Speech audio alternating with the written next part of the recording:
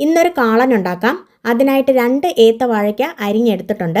ഇതിലേക്ക് 1/2 ടീസ്പൂൺ മഞ്ഞൾപ്പൊടി, 2 table spoon മുളക് പൊടി, എരിവിനായിട്ട് മുഴുവനുള്ള 8 പച്ചമുളക്, 1 ടേബിൾ സ്പൂൺ ഉപ്പ്, 1 ഗ്ലാസ് വെള്ളം, 1 തണ്ട് കറിവേപ്പില ചേർത്ത് മീഡിയം ഫ്ലെയിമിൽ അടച്ചു വെച്ച് വേവിച്ചെടുക്കാം.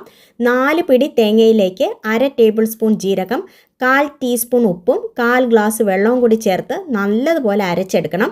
വാഴയ്ക്ക നന്നായി വെന്ത് കഴിഞ്ഞാൽ അരപ്പ് ഇതിലേക്ക് ചേർത്ത് ഇളക്കി കൊടുക്കാം. അടച്ചു വെച്ച് തിളപ്പിക്കാം.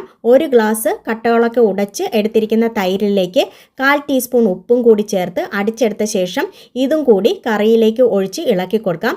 തൈര് ചേർക്കുന്നതിനോടൊപ്പം കറി ഇളക്കി കൊടുക്കുകയും വേണം, അല്ലെങ്കിൽ ഇത് പിരിഞ്ഞു പോകും. കറി ഇളക്കി പതിയെ തിളയ്ക്കാനായിട്ട് പതഞ്ഞ് പൊങ്ങി വരുമ്പോഴേക്കും 1/4 ടീസ്പൂൺ ചതച്ച കുരുമുളകും 1/4 ടീസ്പൂൺ വറുത്ത് പൊടിച്ച ഉലുവാപ്പൊടിയും 1 തണ്ട് കറിവേപ്പിലയും ചേർത്ത് ഇളക്കി ഫ്ലെയിം ഓഫ് ചെയ്യാവുന്നതാണ്. ഒരു പാനിലേക്ക് 3 ടേബിൾ സ്പൂൺ വെളിച്ചെണ്ണ ഒഴിച്ച് 1/4 ടീസ്പൂൺ കടുകും 1/4 ടീസ്പൂൺ ഉലുവയും 5 വറ്റൽമുളകും 2 തണ്ട് കറിവേപ്പിലയും കൂടി ഇട്ട് വറുത്ത ശേഷം ഇതിനെ കാളനിലേക്ക് ചേർത്ത് കൊടുത്താൽ ഇത് തയ്യാറായിട്ടുണ്ട്. ചോറിൻ്റെ കൂടെ ഗംഭീരമാണ് കേട്ടോ. ട്രൈ ചെയ്ത് നോക്കിക്കോളൂ. താങ്ക്